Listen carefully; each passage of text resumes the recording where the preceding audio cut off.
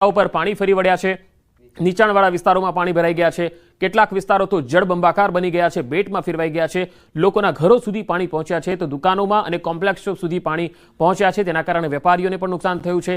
રહેણાંક વિસ્તારમાં જ્યાં કતાર ગામ સહિતના અને અડાજણના કેટલાક રહેણાંક વિસ્તારોમાં જે પાણી પહોંચ્યું છે તેના લીધે ઘરવખરીને પણ ખૂબ જ નુકસાન થયું છે।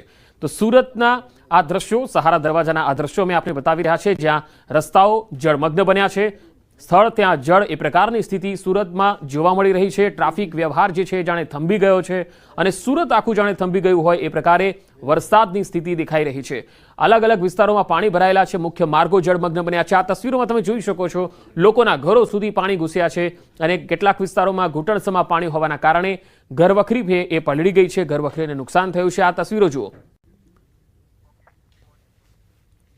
ચોમાસાની શરૂઆતનો પહેલો જ વરસાદ છેલ્લા 12 કલાકથી જે રીતે સુરતમાં